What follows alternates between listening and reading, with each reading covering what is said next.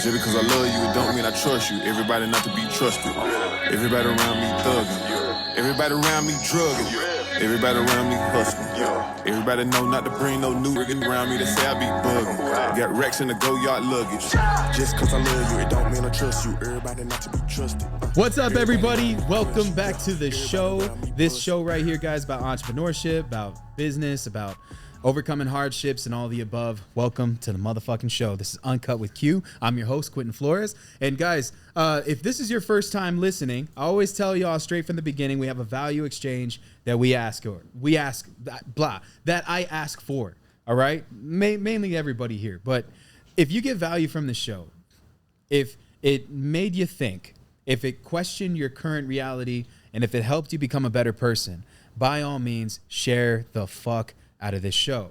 And again, only share it if that's the mission that was accomplished when you're done listening to this whole thing. With that being said, guys, we have multiple shows. Y'all can check out the last episode. I'll go over just a couple of them. Me and my guy Trey, we surf the internet. We go on the internet. We look at things that are trending. We talk about it. I have a show called Mindset with Mitzi. Mitzi and I, we literally talk about a bunch of dope hippie shit. So if you're into that spirituality stuff, that right there is the best show for you. And then, me and my guy Aaron, we do Q&A with E and Q. Quentin and Aaron, and he and I, we answer your questions. Y'all can go to quentinflores.com/askq&E, and you can submit your questions, and you guys can for sure be involved with the show. We'll answer all of them on the spot. And then I have Real Talk. I come in here and I just say some shit from my mind, which we have a Real Talk episode that's going to be airing probably Friday. I just got to let my admin Carmen know about it. Aside from that, guys, love doing this. One of my best shows that I think we do that's very popular here is when I bring on a guest that's done amazing things in their life, that's overcame some crazy ass shit. And so, guys, this is that type of episode. I have a phenomenal friend here with me. I've known this dude for years. I've seen him grow, and it's just been absolutely insane checking his journey out. Bro, introduce yourself to the whole world, man. Q, thank you. Thank you for having me again one more time. This is the second time I'm here with you on the podcast 2 years ago. But yeah, my name is Manny Cash here in San Antonio.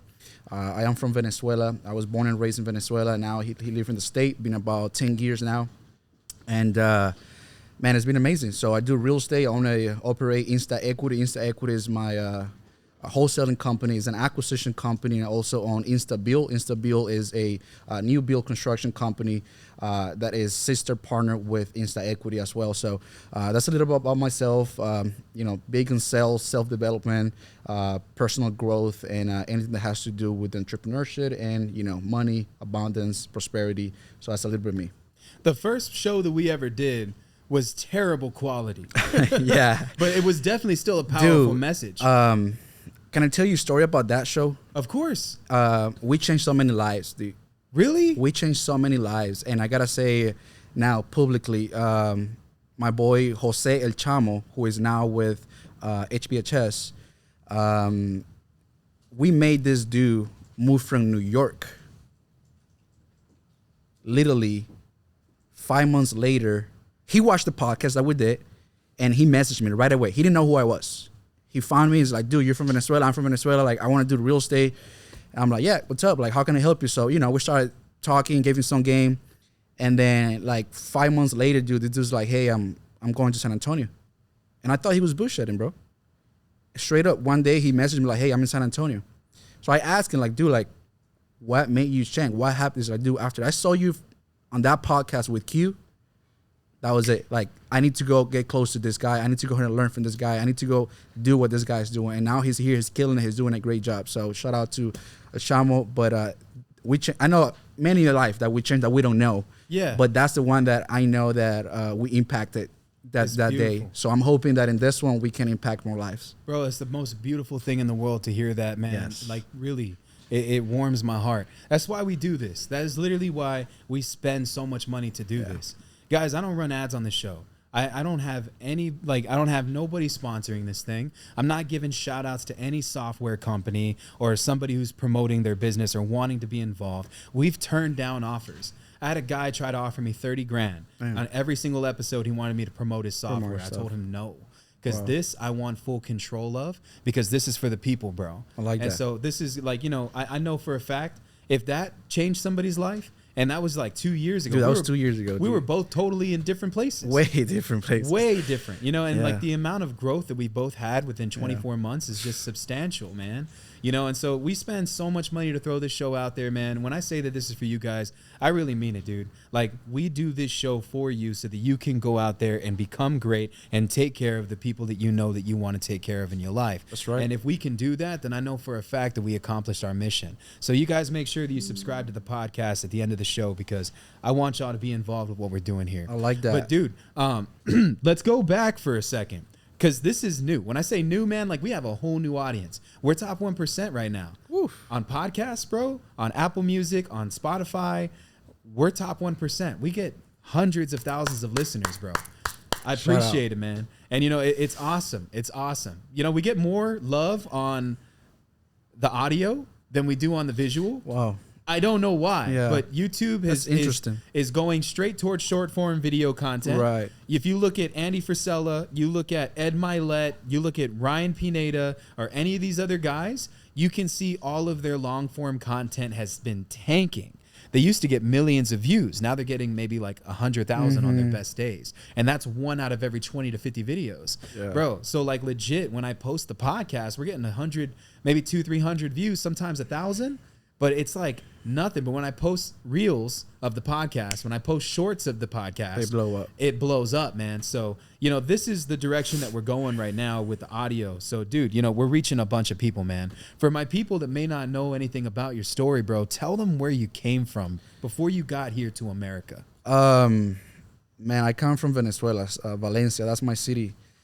You know, I was born and raised there. You know, humble kid, humble family.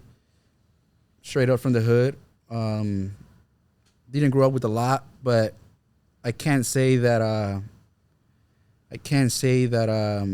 we need it. You know, like there was always food on the table. We always had a roof. Thank to my father, thank to my mother, right? They always busted their ass to provide for our family. But I grew up in a very interesting family to where grew up with nothing, but then I saw my mom and my dad working very hard and got to accomplish a little bit of something. And so I got to see on my 17 years of life when I lived there, I got to experience the both. The not having anything and being lack of, you know, things, as you know, like toys and things like that growing up, to where a point in my life to where I see my mom and my dad now, okay, we now can go out to eat at the restaurants. Now we can go ahead and travel, right? So I got a little bit of taste of the both sides of like my homies from the hood, not having nothing, to where we moved to a good place, a good area. And now I see all these rich kids with like, you know, PS3, PS2 back then, right? Xbox. So at a young age, God showed me the two. So I was able to see that. And that, dude, I learned it. And learning that now that I'm an adult, right, a young man, I know what I want. I know where I'm going. So coming from Venezuela to the United States at 17 years old was a whole reset button for me, dude. I was literally analyzing this. I'm doing it like a self-reflection on myself the other day. I was driving. I was like, dude, I've been here 10 years now, dude. That's crazy, bro. I'm 27. I was 17 when I came. And I came by myself, guys. Like, I just literally told my dad I'm going to United States. I'm going to Chicago. I don't know why Chicago, but I chose Chicago. I think it was just the snow. Until 2 weeks later, I realized it was the worst decision because it's not fun. 3 feet of snow every day for 4 months. But that's all I had. Did they support your decision to come here? So they did, to be honest. That's one thing about my parents. They always, even when I wanted to be a soccer player, I straight up remember my dad stopping me in the living room and saying, hey, man, you're going to go to college? You're going to go to school? I said, no, I'm not. So where are you going to be? I said, I'm going to be a soccer player. Dude, I was like 13, bro. Wow. Like, I was so convinced and I was so determined that was going to happen. It didn't happen. You know, God works. Sometimes he moves you to things that it's not you, not that it's not you calling, but he knows why he does things, right? So I got injured. Oh, man. And then I got out of the field. So when I got out of the field and I came to the state and I told my dad, I said, hey, Dad, here in Venezuela, this is 2013, dude. Like, literally January 2013. I'm telling my dad, I say, hey, look, I'm going to go to the United States. And he's like, well, you know, we don't have any friends over there. We don't have any family over there. We don't know anybody. Like, We don't have a lot of money. The money saving that we have, I mean, we can help you, but just so you know, it's gonna be tough. And there's a story that I'm gonna say here now about a bullet. Okay, and that bullet was my dad's friend. His name is Ricardo Rosales. My dad, very strategic, took me to his office one day, to his house, and the dude gave me a silver bullet. And in that silver bullet, he said, look, this is the only bullet that your dad's gonna give you to go ahead and kill, to go ahead and hunt. He didn't have to explain that twice, dude. To me, this is the only shot that I have. Wow. To make it happen. 2 weeks later, literally a week before coming to the state, my mom sits me down and said, look, son, we're putting all we have on the table for you. We're literally betting on you right now. Like, you're going to be the first one in the family to leave the country, to go to the state. And we're betting on you. Like, I'm talking, I got cousins, I got uncles, I got abuelas, abuelos. I got everybody there, dude. And I was the only one out of my 2 last names, my mom's last name and my father's last name, to make that jump. And my mom said, look, I don't know how it's going to be. I don't know if it's going to be easy. I don't know if it's going to be hard. All I got you to tell you is that I hope you have learned how your dad and I have been working really hard to get at this point. We're not rich. We're not millionaires. We're just hard workers. So take advantage of the opportunity. Dude, and that was it. Like, imagine, bro, I came on that plane. I was on that plane. I was like so wired up. Like, dude, that the pressure was on. The stress was on. Like, I got my family on my back type of deal at 17 years old. So got to Chicago, dude, you know, like any other immigrant, you know, they didn't know any English, dude. I didn't know any English. All I knew was just like, hello, how are you? That was it. I am from Venezuela. It took me 3 months to learn English, super fast. Dude, I think my brains were just going so under pressure that I think I worked more under pressure that I needed to learn English. I had to learn English. It was not an option for me. And then, dude, after that, I just started hustling, bro. Like, it got to the point where I needed to go back home. I'll sell it straight up now because now I'm legal. Yeah. I'm legal, so not a big deal. Congratulations. Bro. Thank you. And next year, I'm becoming a U.S. citizen. So, dude, when I called my dad that I had to go back, and my mom was like, hey, are you ready to come back? I said, no, I'm not going to go back. And he's like, no, you have to go. You have to come back. Pack your bag. So look, they made me literally from the FaceTime. Like, they made me pack my bag. Like, true story. I never said it before. I packed my bag, June 8th, 2014. I had to go back home. Okay. Remember, I came to the state in April 6, 2013. So a year around later, I had to go back. I packed my stuff. My airplane, my airplane was gonna take off at noon in Chicago or her airport. So I had to be at the airport like around 10 a.m. I woke up that day. Everything was ready to go. And I said, nah, I'm not leaving. I literally just unpacked my stuff and I left it. I called my mom, called my dad. I'm not leaving. Where were you staying? So I used to have roommates. I used to have roommates. So I used to have a lot of Arabic friends. I still have a lot of Arabic friends. To the point to where now, I'm like Arabic Shoei. I speak Arabic a little bit. Wow. Yeah, because I live with them. And, you know, Arabic culture, dude, is like eight of them in one house. You know, everybody eats in one plate. Everybody uses their own clothes. Like, it's just very homey, you know, with them. That's Mexican culture. Yeah, there you go. So, I love it.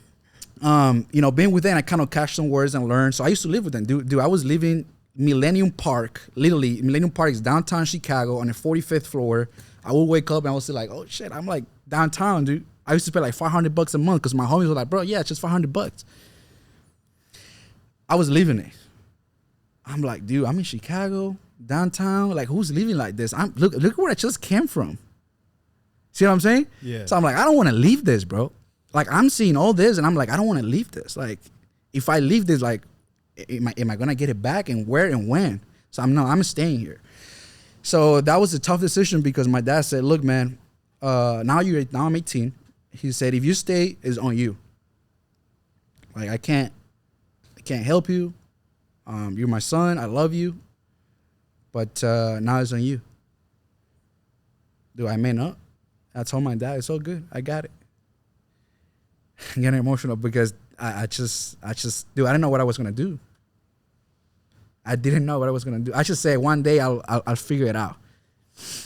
Doing I went out, dude, and I hit the streets and I hustle. I did whatever it took, bro. Paint walls, clean cars, anything, dude. Sold some dope, straight up. Never said it before. I've done that. I know you have. Yeah. You know, Ain't nothing wrong with it, man. you know, You got a good heart. got into some crazy shit, bro. Like it was literally the lone wolf, bro. Like the alchemist type of deal, dude. Like 18-year-old dude in big city, dude. I didn't realize how big it was until I left in 2015. I was going through, I was doing cable. Now let's get back to, what I was doing to make some money. Now I get to start doing cable. We go to people's houses and do Wi-Fi, TV and whatever, install cable and all that. You installed or you sold the package? No, I installed it, bro. I was a technician, bro. I was the Oh. cable guy, bro. That's badass. That was me, dude. I was like, boom, boom. Yo, cable's ready. You go. Come on. And then, dude, I just hustled, bro. I hustled my way up, but I always knew that there was more than that. Like, bro, I'm in the United States, bro. Like, that was always, it'll still be my mentality all up until today, dude. When I face any challenges, any difficulties, any like disappointments, I'm like, all I gotta say is like, where am I? I'm in the United States. That's it. That answers my question. That gives me my ease. Mm-hmm. Because people can say whatever they can say about this country. People can, Republicans or the other ones. Or I don't care about none of that shit. All I care is that this country, as long as you work hard, as long as you do your part and you add your 2 cents to it, the country will reward you. That's what no other country in the world has. That's why you see people from Europe wanted to come over here. People from South America wanted to come over here. No matter what race, they want to come over here because they know that when you put in work here, you're gonna reap you're gonna flourish within time. So I always knew that because I see other people doing it. So why not me? And I'm seeing Asians doing it, Indians, Hispanic, Mexican, Colombian. I'm like, dude, I'm one of them. Like, there's not a difference here. Fight or flight. Yeah, dude, like, it's gonna happen. One day it's gonna happen.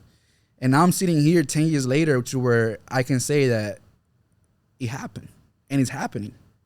It's still happening to me, Now I have my office, I have my company, I have 2 companies, I have real estate companies. Over, what I'm saying, dude, we're about to break $1 million this year. Like, dude, it was. So when people tell me, "Oh, like bro," it's not luck. It just it didn't start when I started real estate 5 years ago. It just started the day I put a foot here. It's a 10-year work, bro. Mm-hmm. It's way before I started real estate. It's the moment my mom said, "You got one shot, go ahead and do it." I got on that plane, send that mom, everything just switched on me. Dude, and got the opportunity to come to San Antonio, with the cable guy. He was branching out to open an office here in San Antonio. Me as a hustler, me as a, visionary, say, hey, man, what if I can go help you and call me up something, Yeah. Like, help me out. I'll help you. Like, he was a big G. Sure enough, dude, he didn't see age. He didn't see race. He said, come through. Bro, I packed my stuff. I had an Astro van, 2002, with 155,000 miles on it. I literally went, as he told me, come through, and then we'll talk. Bro, I went to my room and said, hey, look, I got to go. I packed my TV, my couch, my bed, everything on that thing, dude. I put the GPS. It was 21 hours to get to San Antonio, Texas. Put about $50 in gas and left. When I'm in St. Louis, my mom calls me. Hey, son, how you doing? Hey, mom, I'm driving. Where you driving? I'm driving to Texas. Texas? I said, yeah. She said, I didn't send you to Texas. I say, I know, mom, but so then where are you driving? Mom, I'm going after my dreams. I'm going after my goals. Like, this is it. I'm going to open a company. I'm going to help this guy. He's going to help me. I'm coming, young and very, visionary, really, like very enthusiastic. You know what I'm saying? I don't really like to see the bad things of things. Why see the bad things of things when everything came? What if everything goes your way? What if it goes my way? I love that. And it's been going my way. Now, it's been a lot of shitty moments during that process, but it's been going my way at the end of the day.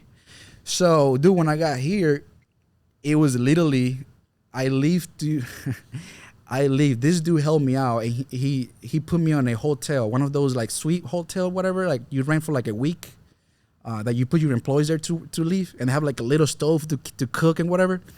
Dude, I lived there for a whole month. I was fucking tired of living in there, dude. Live there, and then he's like, hey man, just go get you an apartment, dude.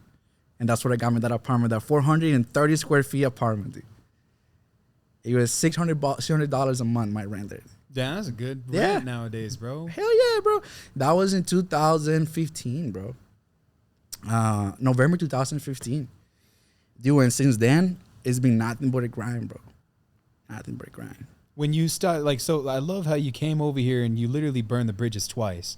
You burned the bridge when your parents were telling you to come home and you were Yeah. like, nah, fuck that. Yeah, fuck that. I'm going to stay. Yeah. And then you decided when your boy called you, because you knew that this guy was the dude that was going to give you more opportunity. Yeah. You left all the people that were Bro, in that apartment with you, right? Bro, I left everybody there, dude. Like, I left my friends. Do you still talk to him? Yeah, I still talk to him. That's amazing. Yeah. I love that. Both. Even the dude that helped me out here, I actually called him last week.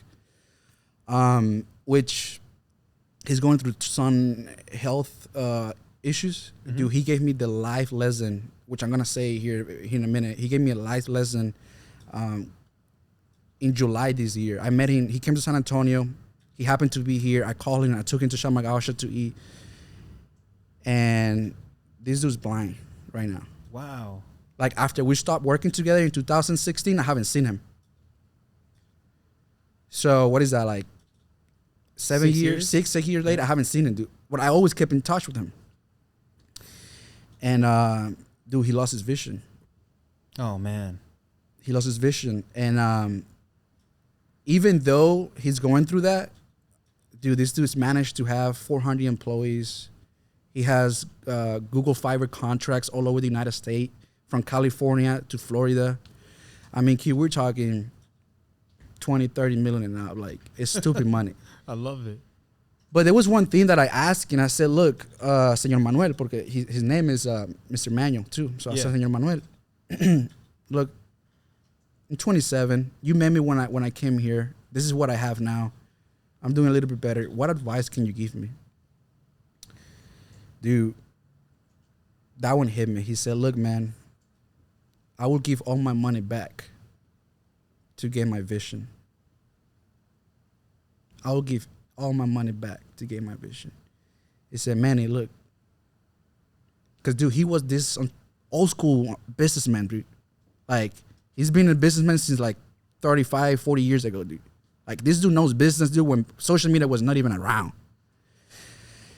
And he said, look, I will pay X amount of millions to go see my son's graduation again. I will pay X amount of millions to go see my daughter 15 años again. But you know why I didn't go? Because I was busy making money. I wanted 2 millions. I wanted 10 millions. I did 10 millions. I wanted 30 million. I wanted 30 million. I wanted 50 million.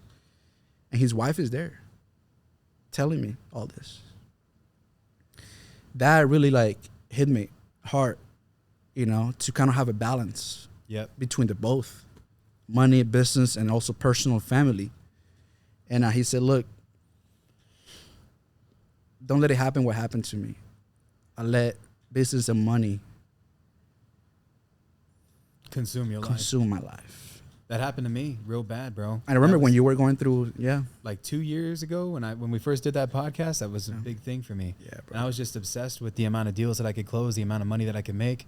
And you know, bro, like if you're really trying to get somewhere fast, you have to make family a part of the business. You have plan. to, dude. Like family is such an important aspect to it. And then learning how to detox. You know what I mean? Yeah. Like it doesn't have to be in video games or in going out to the bar and drinking with friends.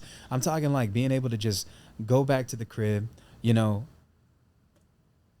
go to a park and walk around and just be in a moment for a second, stand in front of a body of water and absorb what it is that you're currently doing in your life, man. Yeah. You know, but yeah, my mentor told me that that was a big mistake that I had made, you know, because it was just, I didn't know. I just didn't know what I didn't know. And I thought that if I wanted to make a lot of money, I had to hustle my way there. I had to make a whole bunch of money. I had to do it as fast as humanly possible because the clock was ticking. Bro, we really got all the time in the world, man. Dude, yes, We dude. really do. We But do. what we don't have are the people who don't have all the time in the world anymore. Yes, And those are the people that took care of us before we were these people. Yes, dude. You know, because I love who I am now. Like, definitely, you know, I'm over 2 years sober from alcohol. Nice. When you and I did the podcast so many years ago, I just stopped for a few months. I remember. You know, so where I'm at right now, I'm over 2 years sober from alcohol. Lost over 100 pounds since that podcast episodes that we did. Dude. I'm strong as hell. And I'm spending more time focusing on things that feed my soul than I am things that feed my pockets. Nice. And in turn, it's filling my pockets. I Yes. know that sounds crazy, but like the more time that I spend with my family, the more money that I somehow am able to make, bro. And it's a really weird way to look at it. But, you know, my mentor, he straight up told me, he's like, Q, family is part of the business plan and don't ever fucking forget it. Dude, that's facts, dude. And that's It's what the my best mentor, advice. that's what he told me at the end of the conversation. He said, look, Manny, straight up, make your family also a priority. Make your family part of the business, part of your goal, your vision. And I called him last week, and I always call him because I look at him as a mentor, and he mentors me a lot, and he gives me good advices. But yeah, that was the dude that opens the arm for me here in 2015, dude. And I'll never gonna forget him. Forget about him. And dude, you know, since I moved to Texas until now, dude, it's just I've done so many things to hustle on La Pulga, hustle on the mall and the kiosk, dude. The mall and the kiosk. Yeah, the is mall where and the you met kiosk. Mike, right? That's where Charles, one day I had kind of tried to stop him to selling something. Mm-hmm. And there's a funny joke about it because remember I used to sell I used to sell TINS unit, those little machines that you put in, the chiropractors use that vibrates for your body, muscles, and whatever. Yeah. So then Charles walking, this is before I met him, dude, before I actually started working with him. He's passing by and said, "What's up, man? You need it?" He's like, "No, I don't need it." I said, "Come on, man, you know you need it." And then that's the joke between us because, you know, he's a little shelby, right? And so I'm like, bro, you know, you know your back hurt. You know what I'm saying?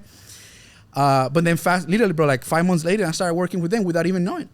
I started working with Mike and Charles. Shout out to HBHS, man. They helped me since day one. And real estate in 2018, I was literally green on real estate. All I knew about real estate was just some YouTube videos, and that's it. But I came with some sales background. I came with the hustle, the mentality of like, I'm going to make this happen. I'm going to work, you know what I'm saying? And, dude, after that, I mean, for you guys that don't know, but you know, I mean, we ran the sales floor. I ran the sales floor with them. You know, they helped me. I helped them. At one point, we had like 15 in-house and 20 VAs, and I was in charge of all that. And that's where I learned a lot, dude. That's where I learned now that I'm doing it for my company, I learned about myself, a lot of things. Leadership. I learned about leadership. I learned about, you know, how to motivate others. You know, there's this book I recommend everybody. It's 100 Ways to Motivate Others. Because I'm very tough love type of dude. When it comes to like business and when it comes to like accomplishing a goal, I'm just going to tell you, get up and go fucking do it. And let's just go. Like, he's my guy right there. He's working with me. And he can tell you like, bro, come on, let's just not stop. Let's make it happen, right? But I also learned that, because that's how I learned. That's how my dad taught me. My dad was not the dude that came in, hey, mijo, you good? Like, you okay? Like, everything good? Like, how's school? No, fuck that. Why are you getting bad grades? Oh, because now, boom. Straight up. Sit over there. I learned that way, dude. Now, I don't suggest everybody to do it because everybody learns that way, but that's how I learned. So now that I need to lead, I need to delegate to other people. It's learning personalities, right? Some people are visual. Some people are more, hey, let's just sit down and have a conversation. What motivates you is not the same thing that motivates me. My why is not their why. So I learned that over there. You know, having a lot of people under me, what motivates them and how to help them accomplish their goal. Last week, man, I was having an awesome conversation with my mentor, and I talk to him all the time. He's speaking at my event. This dude's a 9-figure earner. Insane fucking dude. Love him to death. His name's Preston. And I always give him I a met the shout. dude. He's a badass. I love him, Yeah. bro. He's a ball of energy is what he is. And he pours into people so selflessly, it's not even funny. And even when he doesn't even realize it, he's teaching. you know? And so like with me, I was talking to him a second ago and I told him, I was like, bro, you know, I'm having some trouble with one of my businesses, trying to figure out how I can get things structured. Want everybody to be on the same page, want everybody to be on time, want everybody to be winning at the same time too. And he says, Q, let me tell you something. What is company culture? And I said, it's people coming together that all want to like make money. They're all motivated. They all want to have fun. And he said, that's wrong. That's one part of company culture. Let me tell you what company culture is. Behavioral management. I said, behavioral management, explain. He's like, it's your ability to be able to lead by example, one, and two, being able to set the precedence of what and how people should act on your sales floor, whether they're committed to the mission. Have you given them a mission statement? What are their quotas every single day? Do they have some form of goal that they need to reach? How much money can you pay them more as they begin to progress and learn more within the organization? And if so, is that being earned or is it being given? Do you have people that are just putting their ass into a chair and not doing anything? Or do you have people that are actually dedicated to the process and want to grow with you and the organization? Because your business is going to always be a startup until you start acting like it's a big business. And so I love that so much because like in my that. head, I was like, damn, I've been doing it wrong, you know? I like that. I'm not going to lie. I love when people come in and they all have a great time. I have fun with my team. And we're all very, you know, loving. We're all together. And this is across the spectrum, across every fucking company that I own. And I have over 18 of them. But behavioral management, that was the thing that I was missing. I like that. It's definitely game changing, man. I like and it, knowing dude. now you have an office, you have a whole operation, brother. I saw you guys take a picture the other day for what, the dinner, right? The dinner, yeah, the Christmas dinner. It's badass, dude. Yes, It dude. warmed my heart to see that because I just always knew that that was in you, man. Dude, it was in me, bro. And it's you have no idea how that fulfilled my soul more than the X amount of deals and money that I did this year, bro. Like crazy deals, apartment complex, lands, whatever, portfolio. That was cool and all, blah, blah, blah. But, you know, being on a table with people that have the same vision and support your vision, you know, because it's another thing, like, you know, like your mentor said, you got to have everybody on the same page.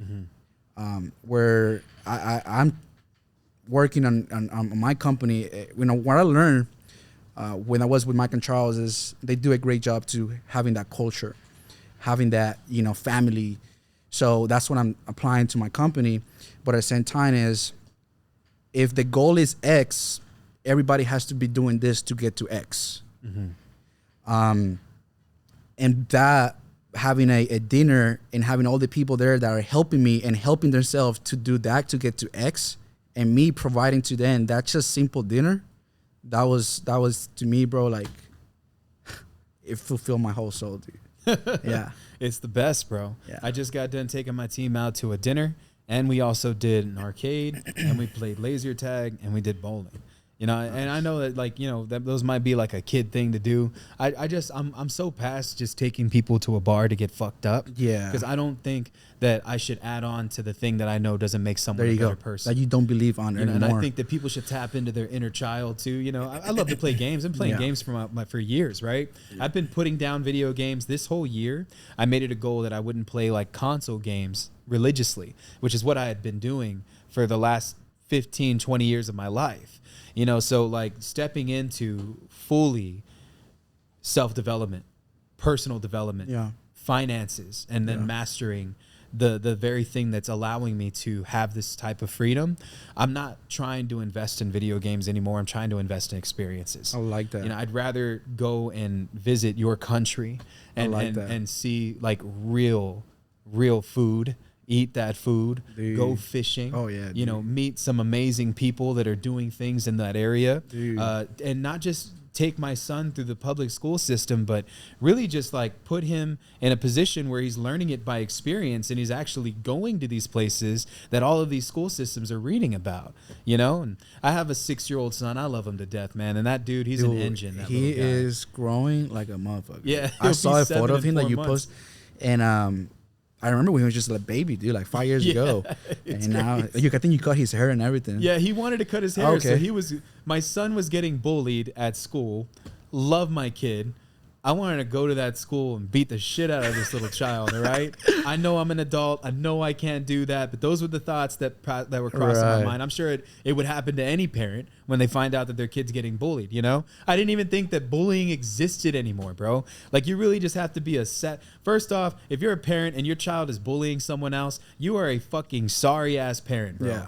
How can you allow your kid to project their anger on another child like that, where they're making fun of another kid? Yeah. Like, seriously, limit what your child is watching, discipline your fucking children, and man the fuck up or woman the fuck up as a father or a mother. Otherwise, bro, you're just going to have this kid that's just breathing negativity, and he ain't going to go anywhere. Yeah. My son is full of love, bro. I pour into my child every single day. I show him that I'm a father. I show him that I lead by example. He comes in here, he sees all the amazing things that we're doing and all the people that we're surrounded with. That's the kind of example that you should set for your kid. You know what I mean? And in everything that you do, but, you know, he wanted to cut his hair. He didn't want to. He was the one who wanted to cut his hair because of that situation. Because of that situation. So he cut it and like basically got up in that big girl's face and was like, "Fuck you! Look at me. You can't call me a girl now. I don't have long hair anymore." I like it. I told him that he could, you know, give the finger to that girl real quick, just one time, but you can't let anybody see. You know? That's my boy. But that all right. It's like going back to what you've been doing, what you've been building, man. Where are you at right now, mentally, spiritually, financially, everything that you're currently operating on, having came from where you're at, you know, like where are you at right now? Dude, so you haven't came from where I'm at, dude. Like sometimes, Q, to be honest, bro, and I'm sure this can happen to you because, you know, you came from shit, bro. You came from nothing. We all know your story, bro. Like it happens to your life to where like you're so much in it that you don't realize when it happens, and you just wake up one day and be like, oh shit. Like, oh shit, I did this, or like, this is happening. Like, it's actually happening, right? Where I am right now, spiritually, I'm on my best. Dude, I'm spiritually. That's something that my parents always helped me with, because they knew that. See, I always said this, and this is some game for y'all. Here we go. There's the physical and spiritual world, right? So the physical is what we see, what you touch, what you have, right? And that's what I call the bullshit. What really matters, at least to me, is the spiritual. What you can't see, what you can't touch, but what you can feel. Some other people call it faith. I call it faith. Some other people call it, I don't know, energy, whatever. I call it faith. So where am I in my you know, spiritual side, bro? I'm aligned, like a motherfucker, but like shark, bro. Like everything that I put my mind to and I put my faith to, it happens. It may take time, but it happens. Mentally, I am on this growing transition still. I'm in this growing transition from, I don't know if you notice, I don't market myself anymore as the closer, as the call caller, none of that. That was a time of my life and my career that was for that time. Mm-hmm. Now I'm past that. Now that I'm better than that, but I need to evolve. I need to keep evolving. I need to keep adapting. I need to keep growing. So now I'm on the businessman, CEO, entrepreneur, running the business, paying the fucking bills, you know, make sure my guys get paid, make sure check gets paid, make sure check gets done, right? So mentally, I'm growing every day. Every day I'm growing. In the last 3 months, last quarter of 2022 has been the best quarter of my life, business-wise and personal-wise. Do everything that you saw in that photo happen like that, like in October. That office was emptied in October. Wow. So, physically, I'm good. I'm straight. Financially, thank God, I'm good. You know, man, I love that you brought this up because we were talking about what you were just talking about a second ago. Gonna have to rewind on what the hell it was, but it was important. Physical and spiritual? Yeah, the physical and spiritual, about having faith. But it was the next thing that you had mentioned. It was how fast it can happen. Yes. You know, there's this thing that I learned, right? And it was from a speaker. I forgot his name, man, and I feel like I'm gonna butcher it. But he talks about this thing in the Far East. It's called the Chinese bamboo tree, right? And so those things, you have to water them for a very long time before they even break the ground, right? And then once they break the ground, they grow 20 feet high, these bamboo trees. And it's crazy. And when I say they grow 20 feet high, that happens in a matter of days, like a few days. You're going to go months, maybe even years watering this ground without seeing anything. And then within days, once it breaks ground, it sprouts up 20 feet. Wow. And so you got to ask yourself, during that time frame, when you were doing what you were doing back then and you were building your business, I mean, could you imagine being that guy in the village in Asia somewhere who's watering a place that's not growing anything? Dude. You know, they got people coming in from the village like, hey, man, what are you doing, Like, dude? what are you doing? You just keep coming back here and watering the same shit. Dude. I remember the dude said something funny. It was just like, even Ray Charles, who's a blind guitar piano player, soul singer, he was like, even Ray Charles can see that ain't nothing growing. You keep coming back here and watering the grass, right? Could you imagine the first guy who ever decided to grow a Chinese bamboo tree who didn't know? And so you just water in this dream. How long have you been watering your dream? That's right. And then you got to ask yourself, if this thing happened overnight, which is because you mentioned it happened in 2 months, or if this had been something that you've been watering for an extended period of time. Oh no, it's been, bro. I've been putting the water for years. I'm telling you, since day one, bro. That's the most beautiful part Like about it. 10 years, bro. That's why nobody can tell me, bro, right now, bro, like he got it because of that, or bro, shut the fuck up. 10 years on this shit. I literally had to start -5. I didn't have a social. You were born here with the social. I didn't know English. I had to learn English. When I wrote down, I literally wrote down the other day what I have accomplished in 10 years. Learn a new language, adapt to a culture, live here, bought houses. Like, I mean, you see what I'm saying? But it's not like overnight. It's a whole work in progress. A whole work in progress. And my example to that is I like to give the mango tree example. Mango tree takes about 8 to 10 years to actually flourish. But then after that, you're always gonna get mango for 100, 200 years, unless you cut the tree. If it takes 8 to 10 years for you to just eat one mango out of that tree, but you know your kids and kids and kids are going to keep eating mango for that one tree. What's a year? It's nothing. It's nothing, dude. The time's going to pass anyway. It's going to pass anyway, you know? So that's how I see things. That's how I see business. That's how I see my life. You know, when I was younger, I'm still young. When I was younger, you know, my 19, 20, 21, I wanted things to happen like tomorrow. Like, I want to open a business tomorrow. Like, no. You know, of course, there's a lot of things that comes with it that you know, bro. You gotta work hard. Yeah, you do. You gotta be smart. Like, it's not just working hard. If you're just a dumb dude, you're just a dumb dude. You gotta educate yourself.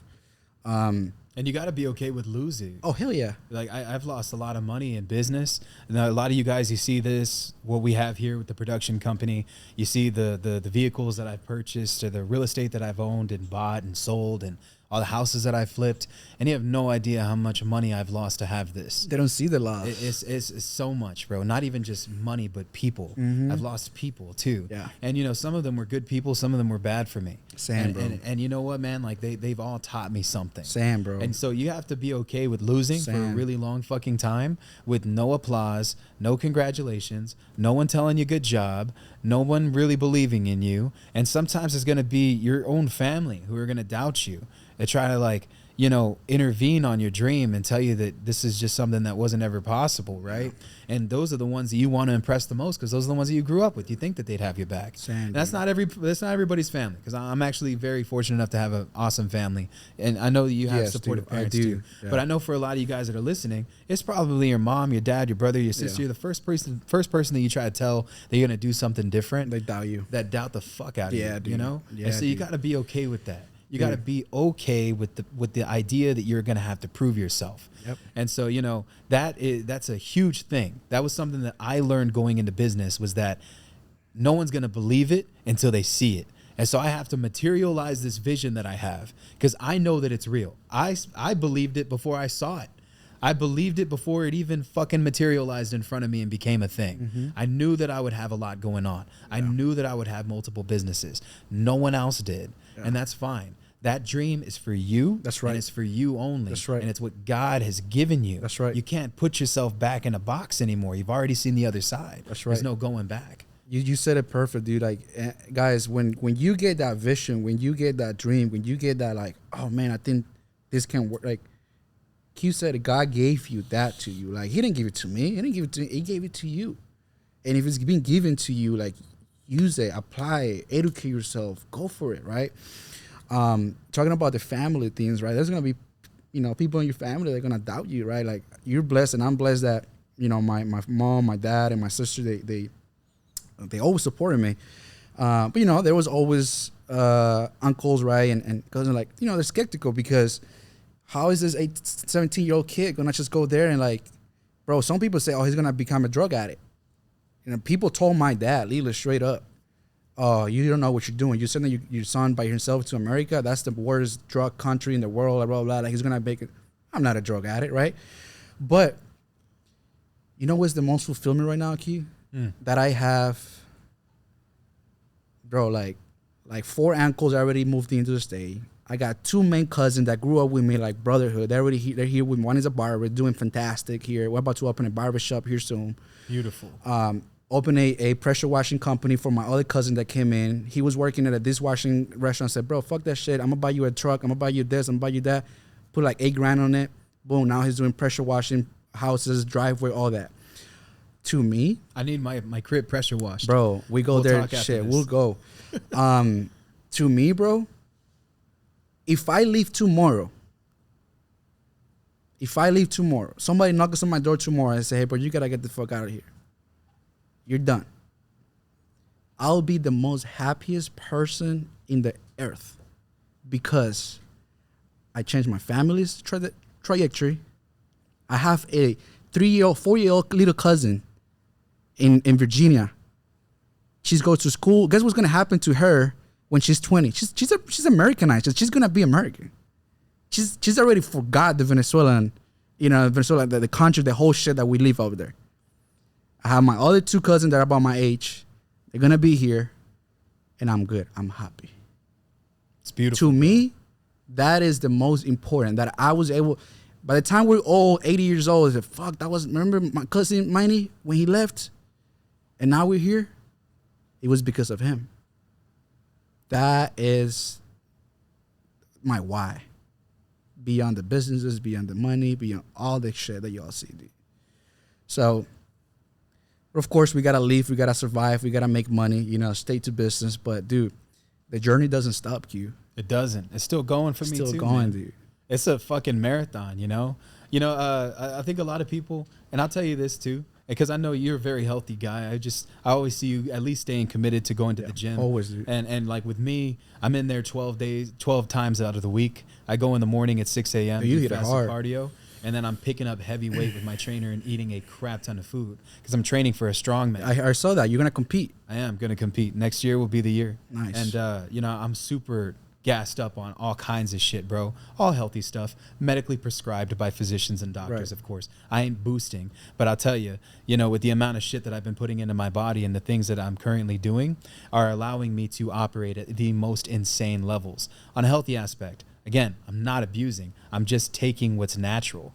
And it's just crazy, bro. Once you like flip the switch and you just are able to do certain things. Yesterday, I squatted 4 sets of 10, 400 pounds. I had never done that in my whole life, bro. And that's twice what I weigh. So, that was nothing. I could have probably thrown like an extra 200 on there and knocked that out. It feels great to be strong. But main reason why I'm mentioning that is because, there comes this time in our lives where we're like, this is as good as it is now, right? But then we just, like, for a lot of you guys, you're going to get to a point in your business. This is something that I want to make sure that I'm addressing to y'all watching this and listening across whatever platform that you're on. When you're up, it's never as good as it seems. And when you're down, you don't think that it's ever going to get any worse. Dude. But life Yes, goes dude. on, bro. Right? And in fitness, dude, it's the same shit. Like, Dude, there are yes. weeks where I'm fucking killing it, bro. Like, I feel strong. I'm puffed up, dude. Like, everything that I got's exploding out of my skin. even with all this chub that I still got on me, like everything is exploding. I feel great. People's heads are turning. I had some guy with a Marbach haircut walk by me the other day. Right? Marbach haircut. And I was literally lifting the 120-pound dumbbells. I was doing that, like repping it like it was nothing. And he was like, damn fool, old swole ass. I was like, I had never been more verified in my whole life with that Marbach haircut. Like, you know, you had the Edgar I can't cut. stand that haircut. But I never felt more verified in my whole life. And he had no idea what he did for me. You know what I'm saying? Right. But then there are some weeks, bro, like what happened over the weekend. I'm not going to lie to you. I fucking ate like shit. And I feel like I set myself back completely because the holidays, you know, my Mexican family got tamales like a motherfucker. We got funnel cakes. We got fucking, you know, sopapilla. We got fucking like menudo. Like everything. Every garbage bit of Mexican food. Bro, I ate food. a lot too this weekend, bro. I ate everything and I did not care about my macros. Fuck, I'm dude. pretty sure I downed 20,000 calories in one day, bro. I'm positive my ass has not stopped jiggling. That's how bad it is. You know, I can't jump rope without fucking shaking my ass, bro. It's terrible. Anyways, man, it's a roller coaster. That's what that's what I wanted to get off of my chest, and I wanted to explain it in the way I explained it because fitness is a roller coaster. Faith is a roller coaster. Yep. Entrepreneurship is a fucking insane roller coaster. That shit goes like this in 2 hours, bro. It like, will challenge you like nothing else before, bro. Yeah. Because you like even you get to a level, right? I'm getting my hair cut by my barber, right? Love him to death. Shout out to Josiah, super cool guy. But I told him, you know, he was like telling me, he's like, I want to start a business. I want to become a real estate investor. I want to go to school to get my license, right? And I said, bro, you're not going to do any of this if you're stuck behind this chair. it's facts. You are hustling like a motherfucker right now. Facts. You have been doing this for way too long, to be honest. And he was like, well, what do you mean? And I was like, let me do some little analytics here from what I can see from my own 2 eyes. Counted the building. I have a building that's just as big as their building. So this is the one that we're in right now. His building's about 4,000 square feet. Ours about 3, right? So I'm going to calculate that the rent for that space is about $3,500 because it's in the hood. Right. And so, you know, $3,500. He has 18 chairs. Every barber pays $200 a week to cut hair there. So you have all 14 chairs are completely filled. 14 chairs times $800 is going to equate to like $14,000 minus the office rent and overhead and expenses. You minus $3,500 from that, you're still at $10K in profit. Minus expenses like electricity, water, XYZ, and whatever CRMs and softwares that they're using to manage the business, which I doubt they're even doing that. Right. $8,000 8 Gs, in passive income. Right. Easy money, bro. Right. Look at what he's doing. What makes you think you couldn't do the same thing? You know what I'm saying? Yeah. It's like you can get into real estate and make a lot of money. You can. But you can make a lot more money when you create a system and a structure and you're able to leverage other people that have that type of mentality that also want to grow with you. You know, you're going to have... You already have your office going. You already have some killers that are jumping on. You came from an office too, where you mean obviously you outgrew it, right? Yeah. It's just the name of the game, right? Yeah, I grew it, Love that's them right. Yeah. for the time that was spent. That was part of your journey. That was but it. Now you have to elevate and you have to grow because Correct. There's a cap on that growth that was there for you. Correct. The next level was above that, you doing what you're doing now. Correct. And then there's levels above that, right? Yep. And so reason why I'm saying that is because you're going to have people that are going to join your organization that are going to be amazing, that are going to do amazing things, that are going to be people that set the trends in that company. They're like, this is the guy that made that shit happen with Manny. You know what I mean? But if you cannot make them a millionaire working for you, they're never going to stay, bro. They're never going to stay. And so, I mean, I told this guy this advice that I was giving him. You know, I was like, there's a lot that goes into building your own business, not to scare you away, but I just want you to be realistic about what you're doing. Now, I'm not saying be realistic because that's bad advice. Right. I'm saying that anything can happen, and that's the best advice that I could give you. I love that. You know what I mean? Nothing is sure, everything is possible. Everything's possible, dude. And you're on that train now, Yes, building out dude. your own structure, your own company, and you're doing amazing things, dude. I'm Dude. fucking proud of you, bro. And I'm so goddamn happy for Thank you, you. man. Thank you. I appreciate it. Seeing how far you've come is just like every time I feel like I have a bad fucking day or my problems are bad, I'm like, dude, there's this fucking guy who came over here from Venezuela with nothing but a backpack on at 17 Literally, years old. dude. I'm going to show you guys the photo. It was literally just a backpack, bro. Send me the photo and I'm going to throw it I'll on send the you fucking photo, thing, dude. dude. It was literally just me like this, dude. With a backpack, dude, on the living room of my mom's house, dude, like this. I'm up until I'm going, dude. That's all I came with, bro. It's beautiful, man. And I'm just so happy to see you continuously Thank grow. you. Thank What's you. some advice that you can give to that guy that's watching it right now that's unsure of himself, dude? Man, one, if you're here or you even outside the country, if you're outside the country, come to the state. Now I'm just kidding. But if you can't come, but if you're in the state, understand one thing, that guys, this country will reward you. Don't depend on the government. Don't depend on not the reward. Depend on your hard work. Depend on your dedication. Build a skill. Learn. Educate. Find yourself people like you, like me, like people that are doing it. Even hire people, like mentors. Educate yourself. That's all I can say is that, you know, things are gonna happen. It's still happening for me, like on my business, and I got one of my guys here sitting with me. Like, things still happening on the business. But you know what? We have a goal. We have a vision. We know where we want to get, and that's what we're going to accomplish. Another thing is that, I thought this shit was some bullshit. I used to be the guy that was to say, depression, I don't believe in depression. Anxiety, I don't believe in anxiety. Like, I was that guy. One of my guys actually has that depression thing, right? And I used to tell him, I was like, bro, that's some BS. Like, I don't believe in that. All up until I started with a company, my own company, my own stress, my own, like, pressure on, like, man, I got to make this thing work, right? Q, and this is a true story of what happened to me probably like 3 months ago. Dude, I'm driving. I'm going home. I'm going on 90. And it was late. I remember I left the office late, like 9:30, dude. I'm driving, dude. And I had that feeling of, like, God help me. Nobody in the car. It's just me. I'm driving. It was dark, I remember. And I just said, God help me. I just needed to ask for help. And I just said, God help me. And I'm driving like this, right? I'm driving my car. And while I'm driving, dude, I remember in 2016 when I had that Astro van, 2002, doing cable still. Fucking sweaty, dirty and shit. I remember that cable job that I did. It was a summer, hot day, and I left the house depressed. And I left the house depressed because I knew there was more than what I was doing at that time. And I remember on that van, I asked God, I literally rolled the window down and I yelled out. Like, I literally just, God, help me. This is 2016. I'm dead broke. They broke. Like, I don't have anything that I would have now. And I asked for that, right? I said, God help me. Now, 7 years later, I'm in the same position. Bro, he hit me, Q, like a fucking 18-wheeler, dude. You know why? Because I'm here, I'm driving, and I'm seeing the car that I'm driving. I'm driving my Mercedes. I see my watch. I have my Rolex. And I'm about to pull up on the driveway on the house that I own. I said, God, I'm sorry. I'm sorry. I'm actually grateful. Because in 2016, I asked you to help me. And you have been helping me. Look at everything that I have.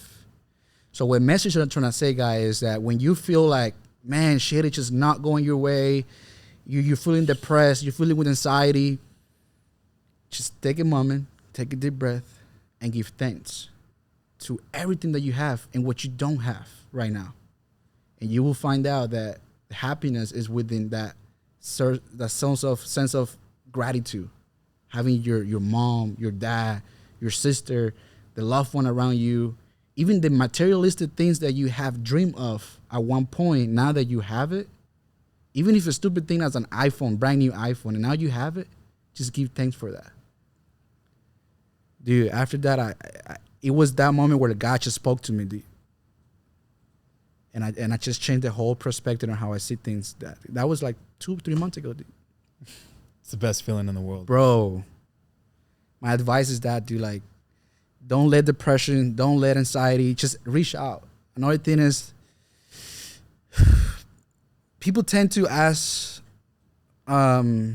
people for help.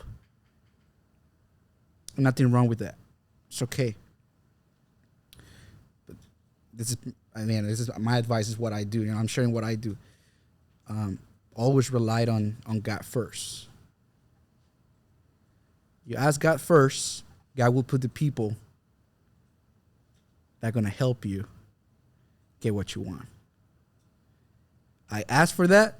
This dude showed up to my office like 2 weeks later. The other dude showed up to my office like 2 weeks later. Melanie showed up to my office like 3 weeks later. I hired you guy from the VA. Now a whole structure, a whole solid foundation. I love it, bro. Ask God for help, and God will put the people in place to help you. God has always the right answer for you. Crazy, bro. Massive growth. 2 years is just, you're a whole new person, man. Bro.